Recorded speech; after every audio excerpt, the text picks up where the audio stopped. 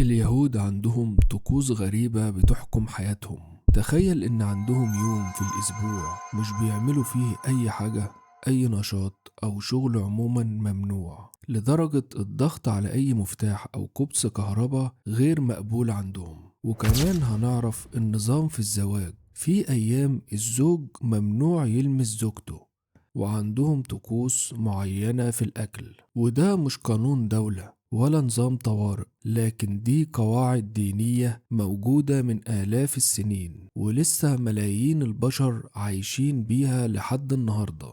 اليهود واحدة من أقدم الجماعات الدينية في التاريخ. عندهم عادات غريبة جدا وبتدخل في كل تفصيلة في حياتهم اليومية، من أول النوم لحد الأكل، وكمان وصلت للعلاقة الزوجية. احنا النهاردة مش جايين نحكم ولا نسخر من حد، لكن جايين نفهم ونعرف أغرب عادات اليهود. عادات هتخليك تستغرب جدا وتقول ازاي بيعملوا كده. نبتدي بيوم السبت المقدس، اليوم اللي مش بيعملوا فيه أي حاجة. عند اليهود يوم السبت مش أجازة، ده حدث ديني أسبوعي، من غروب شمس الجمعة لحد غروب شمس السبت.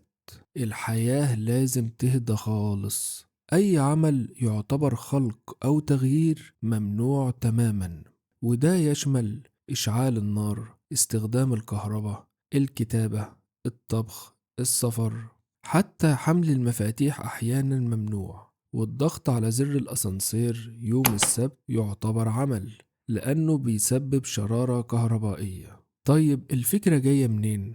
الفكرة جاية من قصة الخلق، إن ربنا خلق الكون في 6 أيام واستراح في السابع. فاليهودي في يوم السبت لازم يقلد الراحة دي، حتى لو حياته العملية بتنهار. هما بيحاولوا يتحايلوا أو يحلوا بعض الأشياء، زي أسانسير يوم السبت بيبقى أسانسير مبرمج، يطلع وينزل لوحده ويقف في كل دور من غير أي تدخل بشري. تخيل عمارة 20 دور وانت واقف مستني الأسانسير يقف في كل دور بس عشان تحافظ على دينك. ننتقل لنقطة التحايل المباح. الدين بيسمح بالحيلة رغم كل القيود، في مساحة ذكية جدا اسمها تحايل المباح. يعني تشغل كل الأجهزة قبل يوم السبت، وتسيب النور مولع منعا للتدخل البشري، وممكن تسيب البوتاجاز شغال على نار هادية، وطبعا برمجة الأسانسير اللي اتكلمنا عليها قبل كده. وعندهم مخرج تاني، في شخص بيوظفوه عندهم، شخص غير يهودي، وبيطلبوا منه أي حاجة هم مش قادرين يعملوها يوم السبت. الشخص ده اسمه غوي شبات، وظيفته بسيطة، يعمل اللي اليهودي ممنوع يعمله. يعني القاعدة موجودة بس دايما في مخرج. نروح للطهارة الزوجية. عندهم العلاقة الزوجية متقطعة بقانون معين. من أكتر العادات اللي بتصدم أي حد هي قوانين العلاقة الزوجية. في فترات معينة من الشهر الزوجة تعتبر غير طاهرة، يعني ممنوع أي علاقة وممنوع اللمس، وممنوع حتى يناموا جنب بعض. أحيانا الكلام نفسه بيقل جدا. بعد انتهاء الفترة الزوجة لازم تروح حمام ديني اسمه المكفاه، تغتسل فيه بطقس محدد عشان ترجع العلاقة طبيعية. الفكرة عندهم إن الانقطاع المؤقت بيجدد العلاقة، مش تبقى مستمرة واعتيادية. لكن لناس كتير ده تحكم قاسي جدا. المكفاه ده مش حمام عادي، بيقولوا إنه مية طبيعية بشروط هندسية دقيقة وإشراف ديني، وبيستخدم مش بس للزوجات لكن كمان للي داخلين جديد في اليهودية، وأحيانا لأغراض وطقوس أخرى. يعني بيعتبروه مش بس نظافة جسدية لكن نظافة روحية كمان. ننتقل لنظام الأكل. الطعام عندهم حاجة اسمها قانون الكوشير، أكل بقوانين هندسية. الأكل عند اليهود مش مجرد أكل، ده ملف ديني كامل. وقانون الكوشير بيفرض عليهم عدة حاجات، منها إن ممنوع يخلطوا اللحوم بالألبان، وممنوع أكلهم في نفس الوجبة، وممنوع كمان يكون في أدوات مشتركة. أحيانا لزيادة الالتزام في أسر بتعمل مطبخين في البيت عشان يفصلوا بينهم. الفكرة جاية من نص ديني قديم بيمنع طبخ الجدي في لبن أمه، لكن التطبيق وصل لتعقيد رهيب. الختان مش الختام، لا لسه الحلقة ما خلصتش، خليك معايا واعمل لايك واشتراك بقى ما تنساش.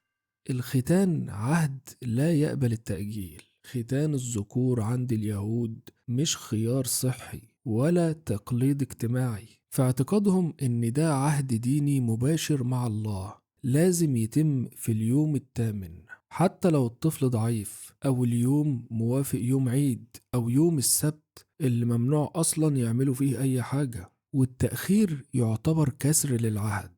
الطقس ده بيتم قدام العيلة وبحضور شخص ديني متخصص. غالبا بنشوف اليهود بيلبسوا قبعة وبيتركوا اللحية، صح؟ الحقيقة ان ده بالنسبة لهم هوية مش موضة. القبعة الصغيرة اللي بيضعوها فوق رؤوسهم مش مجرد شكل، ده تذكير دائم ان في قوة اعلى فوق الانسان. اللحية كمان عند بعض الطوائف ممنوع تتقص لأنها جزء من الالتزام الديني، يعني حتى شكلك مش ملكك بالكامل، الدين شريك فيه. الصلاة عندهم لازم يفصلوا بين الجنسين، الرجالة والستات ما يقفوش جنب بعض، عندهم التركيز قبل كل شيء. في المعابد في حاجز بيفصل بينهم. الفكرة عندهم إن العبادة لازم تكون من غير تشتيت ولا عاطفة ولا نظرات، تنظيم صارم للروح، روتين كسر الكأس في الفرح، لو ما حصلش يبقى الفرح ناقص. في نهاية أي زفاف يهودي العريس لازم يكسر إزاز. طب ليه؟ عشان متضايق مثلا؟ لا، عشان يفتكر إن في لحظة الفرح في حزن تاريخي على خراب الهيكل. يعني حتى وانت في أسعد لحظة لازم تفتكر الألم القديم. في النهاية يا أصدقائي، العادات دي ممكن تبان غريبة أو حتى صعبة، لكن بالنسبة لأصحابها طريقة حياة كاملة وطبيعية عاشوا بيها آلاف السنين وسط اضطهاد ونفي وتشتت. مش مطلوب نوافق ولا نرفض، لكن نفهم إن البشر بيعيشوا بطرق مختلفة أكتر بكتير مما تتخيل.